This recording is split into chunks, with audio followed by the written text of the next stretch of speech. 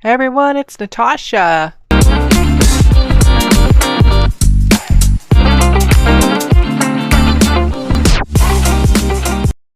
Welcome to Laywoman's Opinion. Although today I don't know if I'm gonna speak exactly as a laywoman to you all, because I thought I would give you some advice coming from a homeschooler perspective on a very popular homeschool topic, which is reading. Since I am a very excellent reader, of which I say with all modesty, it is simply the truth. I scored 100% on reading when I graduated high school. I was the fastest reader in every college class I was in and the most comprehensive, and I read faster than my mom, who taught me to read. Also, I read the fastest of my two sisters, who were both taught by my mom, so pretty well qualified. Honestly, I've also kind of tutored my cousin in how to read better, so homeschooled all through high school. Big advocate of homeschooling because of that. I helped homeschool my siblings and my cousins during COVID, but I wasn't responsible for every single aspect of their education. Though I would say that I do take credit for the fact that my cousin read any books at all during that semester, because without my encouragement, he certainly would not have. He would have done what all his classmates did and skim the books instead. So I'm proud of that. We actually had some really good discussions about it. Anyway, I actually had him read a book that my mom read for her book club when I was a teenager. And me and my sisters read it, of course, also. At least I think one of them did. I don't remember if the other one did or not. But we definitely passed along the wisdom to her. So the book is Turn the Page. It's one of the books published by basically the homeschoolers guild, Mormon guild, really. That's not what they're called, but that's basically what it is. Which is Thomas Jefferson education. Right, lots of books about homeschooling, what they call leadership education, which is self-led education. I might explain that in a different video. And this book was written by one of their team. And like I said, it's called Turn the Page. I'll probably put a picture of it if I can. I hope it is still in print. I'm not sure.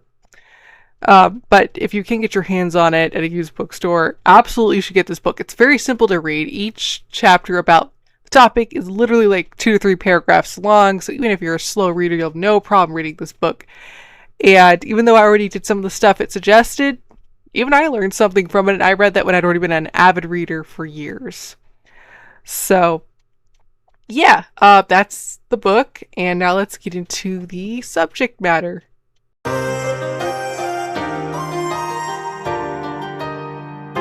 book does give kind of a good basic rule for reading, which is that reading should be based off passion, which I completely agree. I believe that most people who hate reading just never read the right books for them in school, or they hated because they were forced to. A lot of homeschooling parents or tutors, because a lot of homeschoolers are in co-ops and they get tutored as well as taught by their parents. Anyway, a lot of them believe that you should never force kids to read books, and you shouldn't make books available only on a reward-based system. Reading should be its own reward.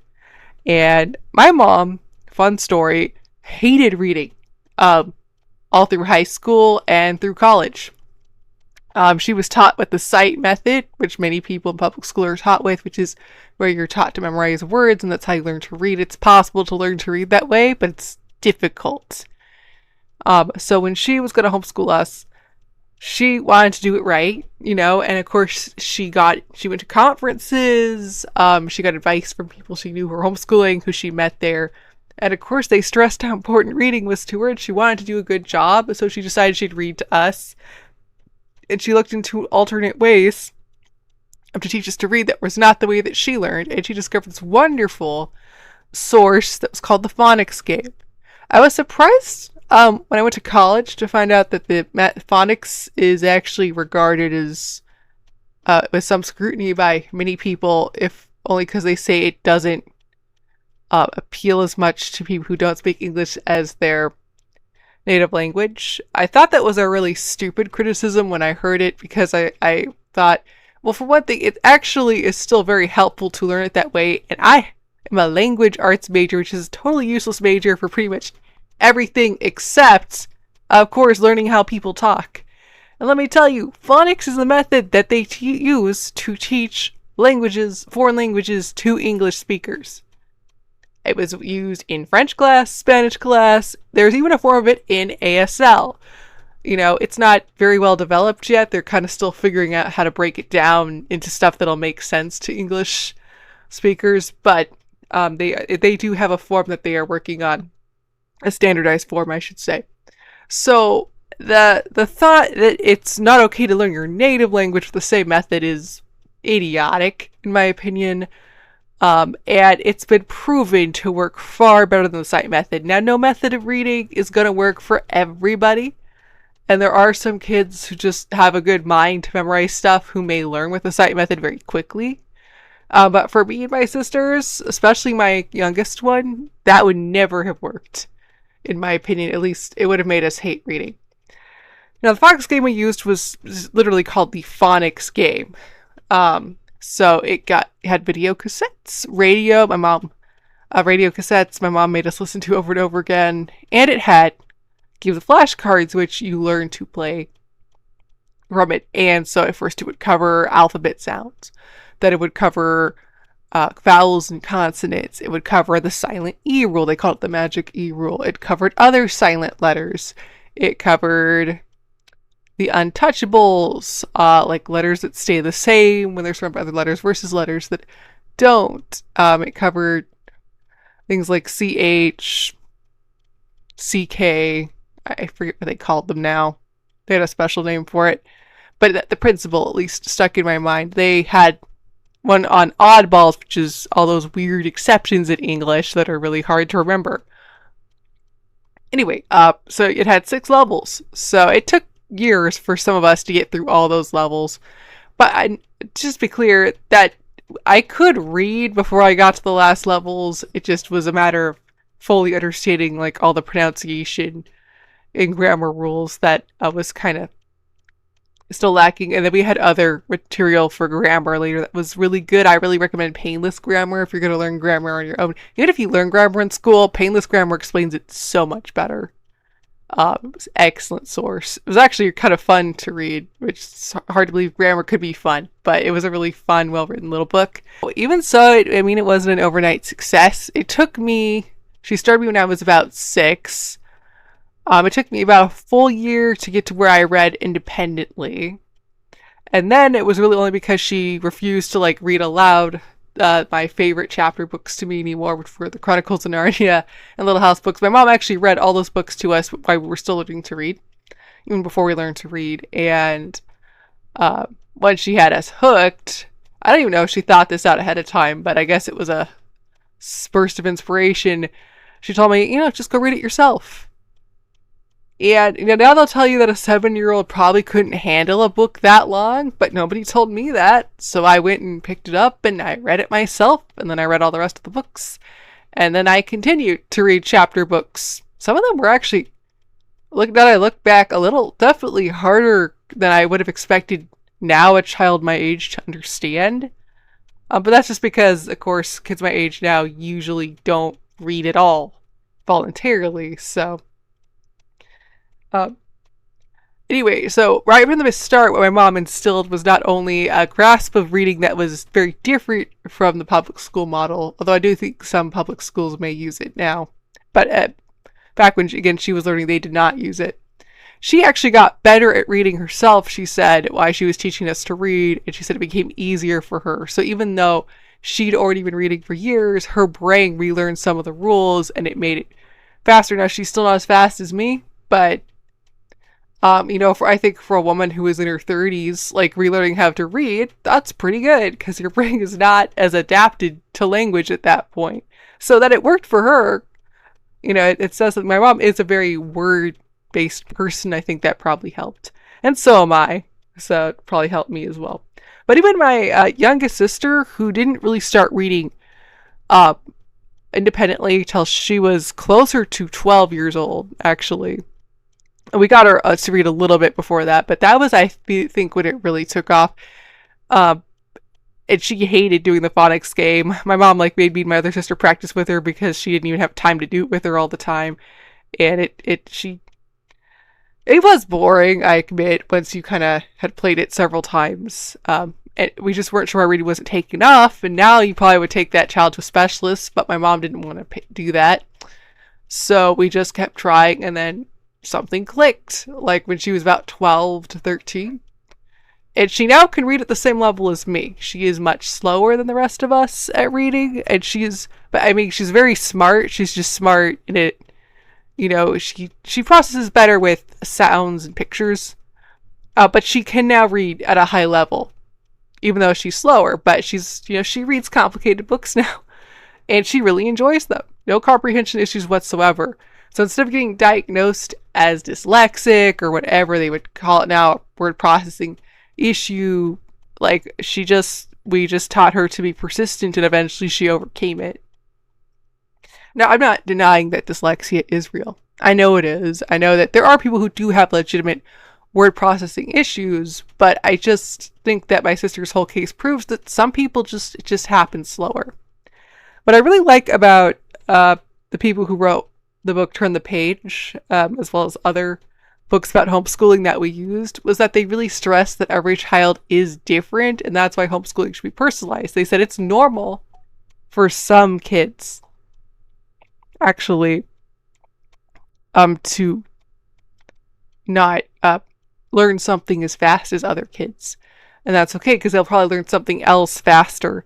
And even if they don't learn any academic subject as quickly as their peers, like, there's always other things they could be focused on.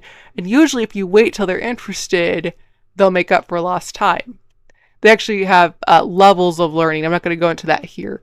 But reading was included in that. So instead of all this pressure being put on kids who are not ready to read at that level yet, the whole point is take the pressure off. They literally say inspire, don't require. And they say do lots of reading with your kids. And that was one thing we did with my sister, as well as my mom did with us. Even my dad did. They read us bedtime stories every night. My mom, my other sister, and I, who were all better at reading, went through like big chapter books while my other sister was listening.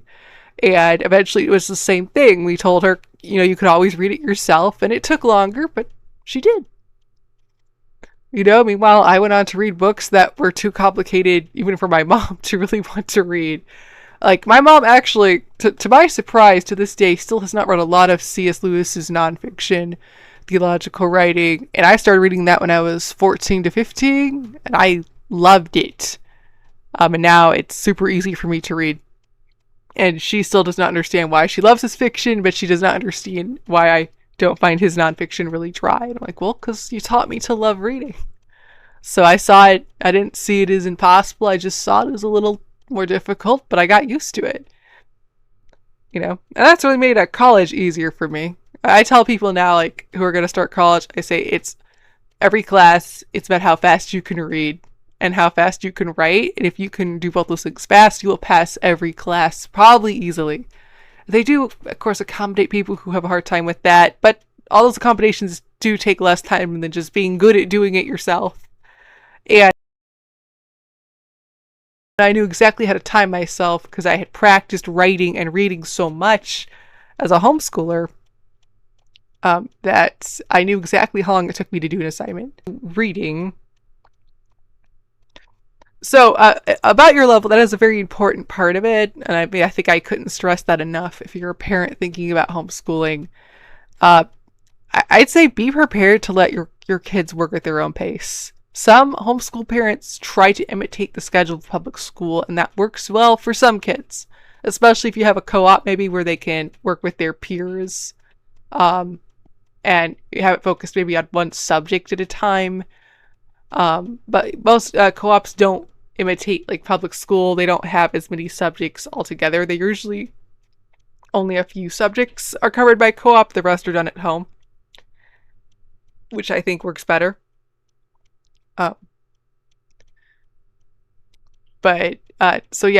And reading is usually what is done at home. And because of that, you have the most control over it as a homeschooled parent.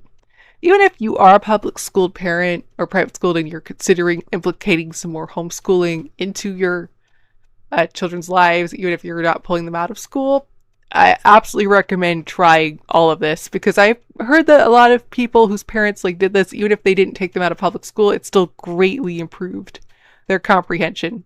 And also, it's a really great bonding thing. So there's that too. Which is why if you don't like reading as a parent, your kids are probably not going to care about it. And that's also why you got to find the books you like.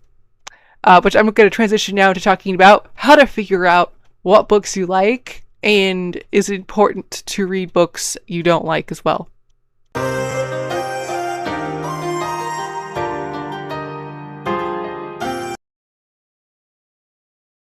So, as a lifelong reader, of course, I've read books that I hated and books that I absolutely loved and books that was just meh. I actually just got done reading a book I detested most of, which was the Julie and Julia book. It's got a movie based on it, but it's a horrible story. Like, I did not like her writing at all. The only part I liked was the very, very end. And she did say something that I thought was profound, but I'm not going to go into a hopeful review of that book now anyway. So I still apply this principle is my point. But by and large, you should only read books that you're interested in.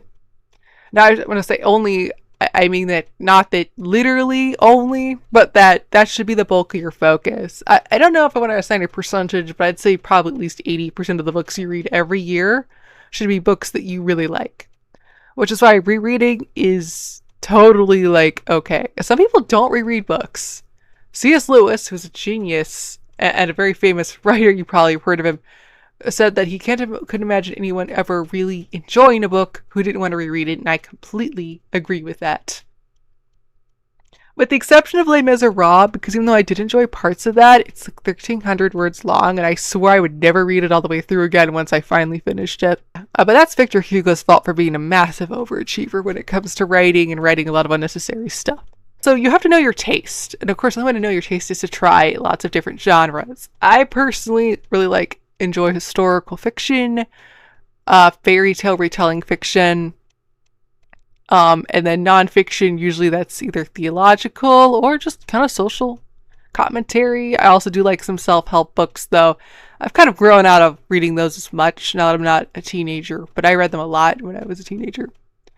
And of course, romances, although I have kind of switched to liking web comics romances more because honestly I find a lot of romance tropes extremely irritating in the written form. They can be annoying in the webtoon form too, but I feel like the visuals kind of help get around some of those tropes. So but also just webtoon authors are very creative in general. And that's another thing, some people are real snobbish about like comic books, and even like the homeschooler group I'm talking about, they don't really talk about comic books a lot. And I always got the impression they didn't really consider those real books. In my opinion, it depends on the quality of the comic book. Obviously, some of them are trash, just like some books are trash. But I think it's a good story. And if the dialogue is good and compelling, and the visuals are serving to enhance the story, they're not just distraction from the fact that the dialogue's pretty crappy, then I think it counts as a real book. Also, I think the longer it is, the more it should count, because even a comic book could still have hundreds, maybe thousands of words if it's long enough, especially if it's a series. And I've read some really good ones. Maybe I'll make a video talking about good comic books sometime. That'd be interesting for a homeschooler too. I don't think I've ever seen a homeschooler make a video about that. So yeah, I'd be breaking the mold a little bit. Anyway, so yeah, I don't discriminate against comics, really. I just don't think that's the only thing you should be reading, because you won't get a grasp of prose or of poetry, really, reading a comic book that you will from a regular book. And fan fiction, I believe, counts. But again, quality matters here, because some fan fiction is better than others. And again, as a homeschooler, I feel like I'm kind of like being a little unusual to even say fanfiction should count. But I feel like lots of homeschoolers do read it. Less of them own up to it, I would say, to other homeschoolers, my opinion. A lot of us write it as well, but we're careful who we tell that to. fact, I'm kind of outing myself here because I also write fan fiction. Hey, I'll link it below if any of you guys want to check it out. Mine is high quality though, just so you know, no smut. Anyway, another topic for another video. Oh my gosh. My point that I'm making is that it can be any of this, but of course the bulk of it is, according to leadership education, should be classics. And classics are books that have stood the test of time as being able to capture people's imaginations and inspire them, or get them emotionally vested, and have proven to be very accurate social commentary. So Lord of the Flies would be considered a classic. So would the Anne of Green Gables series, so would the Little House books, so would Euclid, book I don't think I've ever heard of anyone reading outside my family. These days, anyway. Abraham Lincoln liked it a lot, but that is, again, off topic. Sorry, I'm going to just be geeking out about books for the rest of this video, but I mean, that was the point. Anyway, so out of all these great genres, and any genre of book, by the way, can count as a classic except for smut. The reason is that smut only exists for one purpose. It's not to invoke any deeper meaning. Now, I won't say that in all the bad smut out there, someone may never have written a profound line. I will not say that. I don't even think sexual content necessarily makes a book smut all on its own. I think it's how it's in it. I'm just going to say most smut is not written for the purpose of inspiring anything except lust, so it would not count as a classic. If you know an exception, like, I'm not going to comment on people's personal taste if they feel inspired by something, but in general, that would not be considered, of course, a classic by the criteria that we use. Outside of that, though, anything from horror to comedy, like Lewis Carroll's books, Alice in Wonderland, Through Looking Glass, and his poetry, which the Just So stories, even though they're mostly supposed to just be funny, because the way they're told, like, pulls you in, encourages your imagination, makes you think about things differently, they are considered classics. And if you have not read those books, you should. And also, they're great if you're looking to get kids, I'd say, anywhere from 6 to 10 interested in books for the first time, because they have a lot of very easy to read short stories. So again, as homeschoolers, we tend to talk about the best quality books. And when I was reading The Happiness Project by Gretchen Rubin, she said something. She's a very avid reader as well, likes all the same books that I do, actually. And she said that she was always ashamed of her taste in books because, like me, she loves children's books. And I do love children's books, usually way more often than adult books. But she said she had to accept that she just had to be Gretchen. She couldn't make herself like stuff she doesn't like. Like she says, you can't control what you like. And even though I think that sometimes you can control what you like, when it comes to stuff like reading, yeah, it's usually, I mean, you can try something new, find out you like it, you can get used to something and end up liking it. But once you're, my age or hers, by then you pretty much know what you like in books as well as in most other things. So again, some exceptions to that. But it occurred to me reading it that I'm like, I do the same thing. I feel like I should be reading these other books, and I do challenge myself, usually at least a couple times a year, to read a new book that's a bit more difficult. Just because I think I should always be learning and absorbing information, and I shouldn't get lazy. But I've given myself permission also, because I'm a lot busier than I used to be, to just spend most of my reading time rereading stuff I already read before that I really like, because it's what I like, and reading should be fun. And I spent literally like 30 minutes to an hour today reading Man's Search for Meaning by Viktor Frankl because I enjoy it, and that's not a very uplifting or even easy to read book. So again, that's me, be Natasha. Most people probably wouldn't enjoy reading that for so long, but I do for some strange reason. I love reading Orthodoxy by J.K. Chester, which is a very dry book. I like reading The Four Loves by C.S. Lewis. I'm like, I will read that stuff for fun. And I will also read the Dear America books, Babysitter's Club books. I will read, like the 39 Clue series for fun. And those are way below my reading level. It doesn't matter because they're fun. And to be fair, they are still somewhat educational. What's funny as a homeschooler is my mom made everything you had to justify it by it being educational, even video games. When I got hooked on a video game that wasn't educational, she thought it was like awful. To be fair, she was kind of right. It was pretty addictive and gave me headaches as well. I eventually got bored of it though, probably because it wasn't educational. So I guess she trained me well. I love that my mom actually encouraged me to read what I liked. She never forced me to read anything ever, even my Bible. I read it if I wanted to. I didn't want to. She didn't insist on it.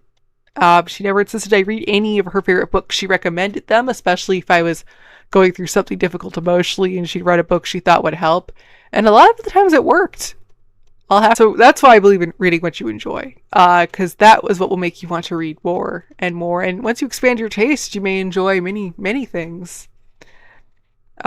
I do believe that though you should read what you enjoy, you shouldn't only read in one genre because it's kind of like eating the same food all the time. Eventually, it's going to lose a lot of beneficial effects. No, but there are some people who only read one genre, one set of books their whole life, and I'm not saying that makes you an incomplete person. I think it makes you not exactly a very good reader, but I mean, if you're getting something out of it, by all means. But it's better overall, I believe, to have some variety. And within that, I'm going to narrow this down a little bit to talk about the 4 categories of books that, again, leadership education uses. And that is whole, broken, bent, and healing. And they recommend, as for young kids, never to read any books that are broken or bent. And I'm going to explain why. So a broken book is a book where good is good, evil is evil, but evil wins.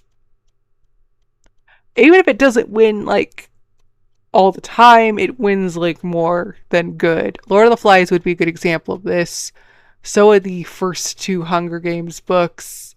Or maybe I should say the middle one. Although, you could argue that they're not broken because and good does win. But there's a lot of times where evil wins in those books. And in a lot of post-apocalyptic books, there's at least 1 or 2, usually, where evil basically just wins. And you can actually apply the standard to movies as well. The Empire Strikes Back would be a good example of a broken story in a movie. Most horror stories are broken. But they actually, why they encourage reading them, the whole point of the horror story and its brokenness is supposed to make you feel that the good is good, the evil is evil, and you're supposed to be horrified that the evil won. So it teaches you to fear evil winning.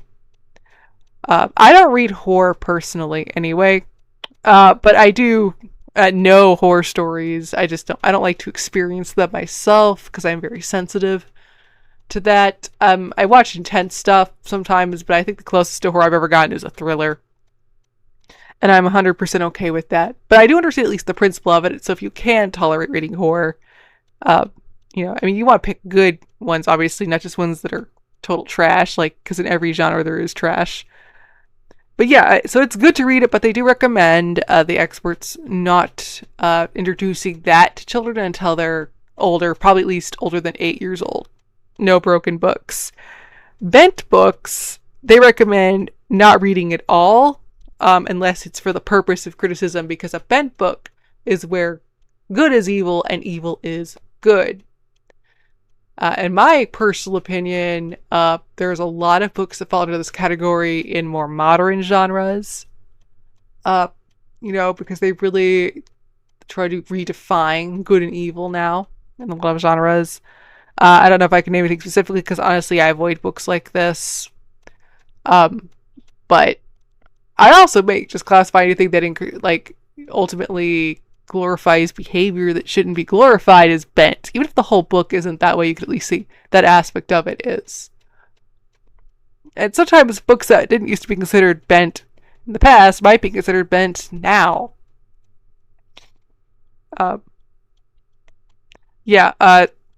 I said, I don't know a lot of stuff in this category, but if you've read it, you probably could recognize it. There's a lot of movies like this now, too. A good example would be the Ocean's movies. Now, I know that there are good things about those movies, and I'm not saying they're bad movies in of themselves, but the whole point is to glorify crime. So it is bent in that it's trying to make you like something that you shouldn't like. Now, I mean, you can, of course, debate on how much those movies actually do that. I've only ever seen one anyway, but, and even though I did enjoy aspects of it, I couldn't help but feel somewhat off about the fact that it was just glorifying a heist. But anyway, that said, they say that to read that content with the point of criticizing it is best, but honestly, most of the time you should stay away from stuff like that. Because even for the point of criticizing it, they think it just weakens your spirit, and I would agree from the few times I've consumed content like that, yeah, it kind of does. Alright, then, my favorite books are the other half of the scale, which is whole books and healing books. So whole books are pretty much the category every children's and young adult book will fall into, which is good is good, evil is evil, and good wins. Unless you read a classic Grimm's fairy tale with an unhappy ending, which I'm not sure I'd even consider a children's book by modern standards. Some of the stuff is impressively dark if you go and look at the roots, but we don't have time to get into that. But yeah, most modern class retellings of fairy tales or standardized versions of them, pretty much every old Disney movie, whole. Very whole. And they say this is the best stuff for kids to read, and it's the best stuff, honestly, for everybody to read, mostly. It's whole, because some people criticize it as unrealistic. George MacDonald, actually, another classic children's writer, thought that we should make stories unrealistically good to give children something to aspire to. And while I do see, of course, the merit in reading stuff that's not always sunshine and roses, I do think by and large he was probably right. We have a lot of very depressed and negative kids and teens now, and people my age in their 20s. And after going through college and being forced to... Oh yeah, that's where I was forced to read Bent stuff. My college reading class. I hated those stories.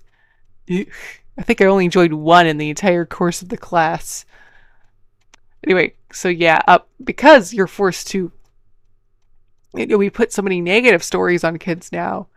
And people say, oh, well, it prepares them for the real world. And I'm like, I don't think that's fair. And I'm going to say, I don't think it's fair to say prepares them for the real world because it doesn't give them real world solutions to it. It's just about drawing their attention constantly to the negative. And usually the solution is something very far out of their grasp, if it's even presented at all. It's something not an average person wouldn't be able to do. Or the solution is just straight up death, which I think is a horrible thing to teach a child. And then you're surprised by how depressed they are once they, leave school. So yeah, not a hopeful outlook at all, but they're taught that this is realistic. And I could make a whole other video about how unhappy endings are not necessarily more realistic, because it's totally dependent upon the person, but I'm not going to go into that now. The point is, I completely disagree with the philosophy that you should feed kids depressing books, especially since they're not usually emotionally mature enough to sort out the deeper reason why it's depressing. All they know is it's sad, and they don't like it, and then they don't want to read. So yeah, encouraging books for kids, and I think mostly for teens as well. I think that as an adult, you can make the decision yourself whether it's going to bum you out. I choose, again, to focus mostly on the positive, because I know that I need to keep my mind fed with that kind of stuff. Some people really like morbid stuff. And, I mean, again, can't tell you what to do if you're an adult, but as far as homeschooling is concerned, I just believe it's better to focus on the positive. And then the best book of all are healing books. For me, some healing books have been The Hiding Place by Cornelia ten Boom, pretty much any book by C.S. Lewis, Hiding Speed on High Places by Hannah Hunter. I can name more, but I think you get the point. These are the books that are not only were good is good and evil is evil, but good wins in such a way that it profoundly moves you and it changes you to read a book like that. And I honestly am sorry for people who've never had the experience of reading a book that changed their life. I've read several books that changed the way I looked at the world, and that shaped how I define myself, my values, even my faith. A lot of people have very poor theology these days because they don't know how to read the Bible, and then they don't have access to any books that would help teach them how to understand it. One thing I did after I became a Christian when I was 13 is I started reading theology books all the time. And I have now chosen to discard some of what I read back then as I've matured, but I've kept a lot of it, and I'm thankful for the foundation it gave me. And of course, in all this, my parents encouraged me. And they also shared their favorite book choices with us. My dad definitely had a bit of a darker taste than my mom, but he read us classics like Huckleberry Finn. He was very good at reading it too, very good at doing the voices. So it was a riot to listen to him read those books. I think he could have done audiobooks, honestly, if he'd ever been interested in going into it. Maybe I should suggest that to him as a hobby now that he's older. Anyway. And he definitely liked to pick more challenging topics, which is, hey, what dads are supposed to do, right? So as part of our homeschooling, he would definitely provide that more. My mom was good at asking us tough questions, though. And also, we'd ask her questions about what we read. And that's another thing I think, you gotta let your kids ask questions, and you gotta answer them, and you gotta actually try to. So I think I liked about my mom's teaching style is she just let us ask, and she just did her best to answer. And my mom is very smart, so she often had a pretty good grasp of subject. I am still, at 27 years old, always asking her stuff that she knows way more about than me, even though I've now acquired a lot more knowledge, and I've done more college than her, and I still don't know as much about her about a lot of subjects. Or most about my younger sister who hasn't even gone to college. So if there's any proof that college is not going to teach you everything, my family is it. But actually, that, to conclude, really, is the great thing about homeschooling, especially about reading, is that you don't all have to read the same thing, but the sum total of all your different interests, you all inform each other. My whole family, we basically educated each other. And then even went back to my mom as we got older and learned about stuff. We taught her things. I mean, I've taught her stuff, and so yeah, the great thing about homeschooling, if you do it this way, is that you will always be learning, but you're always going to like it. Your whole family culture will actually be built basically around learning and enjoying it. And I think that's the best gift you could give your kids. Because, everything's changing all the time. And anything you teach them could be useless 10 years from now. If we're just going by basic facts or skills. But if you teach them to be adaptable and to teach themselves things, that's a skill they can always use.